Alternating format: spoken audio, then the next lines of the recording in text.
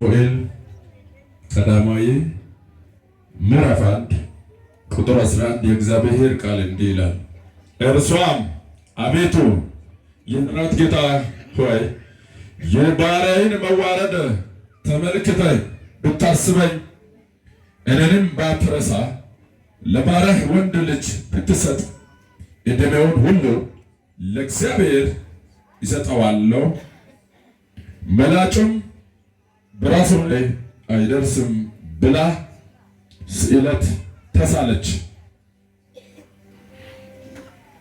እርሷም አቤቱ የሰራዊት ጌታ ሆይ የባሪያህን መዋረድ ተመልክተህ ብታስበኝ አስምሩ፣ እኔንም ባትረሳ አስምሩ።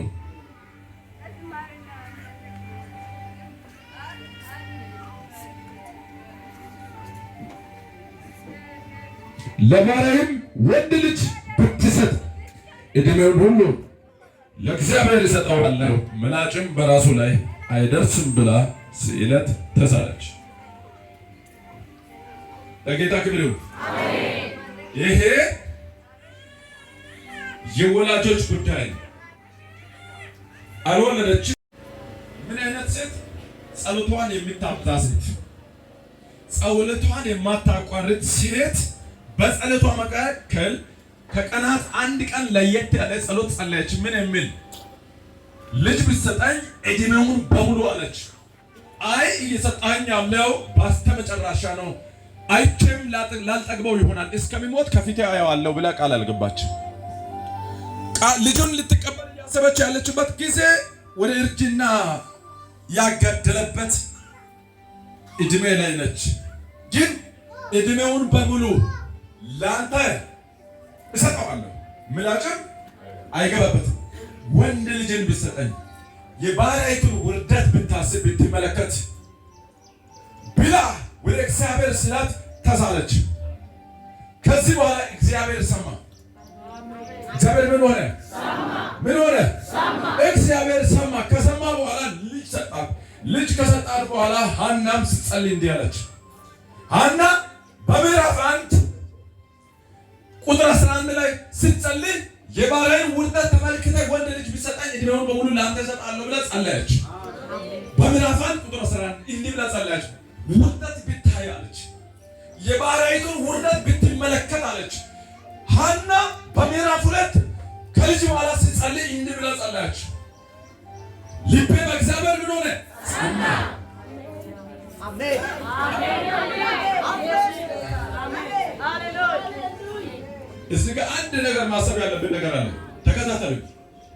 ኤስቱጂኤል ልቤ በእግዚአብሔር ምን ሆነ? ጸና። ተመልከት። እኔ እኮ ልጅ አገኘሁ ነው ያለችው። ልቤ በእግዚአብሔር ጸና። አውራ ልቤ በእግዚአብሔር ምን ሆነ? ጸና። ብዙ ነገር እንፈልጋለን። በረከትን እንፈልጋለን። የኑሮ ምቾትን እንፈልጋለን። ከፍታዎችን እንፈልጋለን።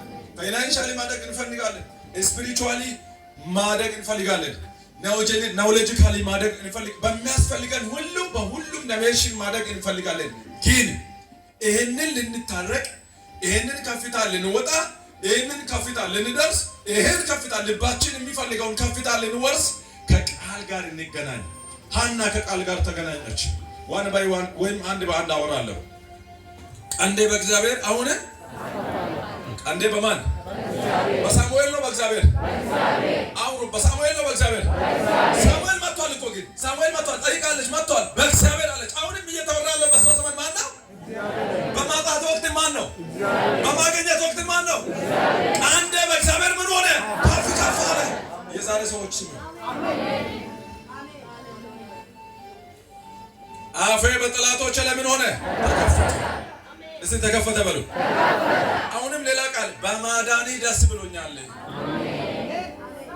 አደባ ማንተቁት ተገወረ ዋላ አደባ አጉርተቁት በማዳኒ ደስ ውጀንተክ ባለሎሚ ውጀንተክ በጅጎሚ ሳሙኤል ባቀ በረረ ይዳንዳን ከሳን በጅጎሚ እጆቻችሁን ከፍ አድርጉ። እስቲ ከፍ አድርጉ።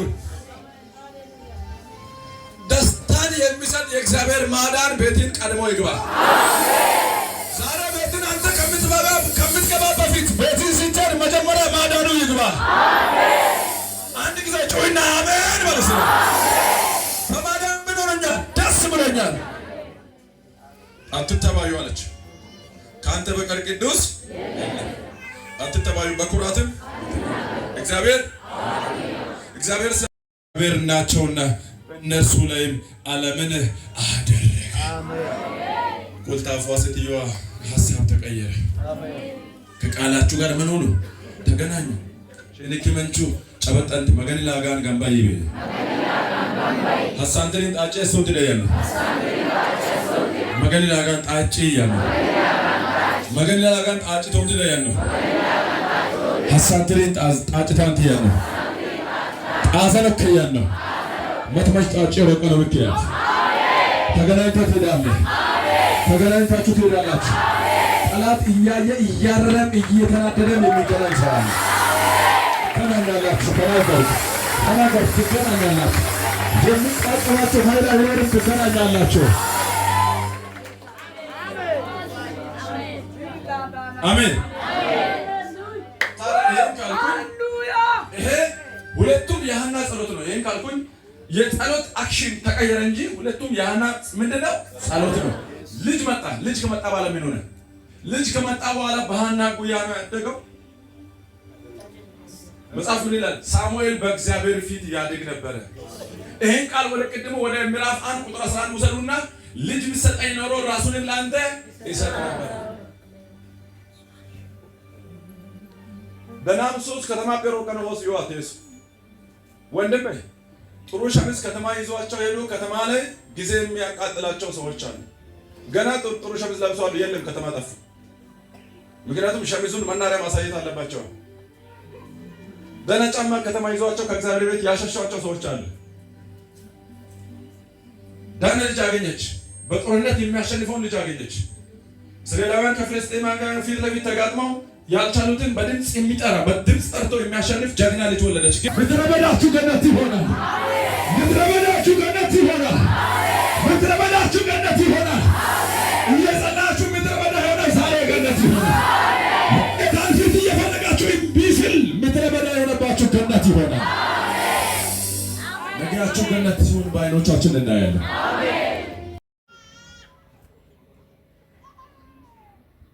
ብዙ ሰዎች ጠዋት ከጸሎት በፊት ያለ ጸሎት ይወጣል።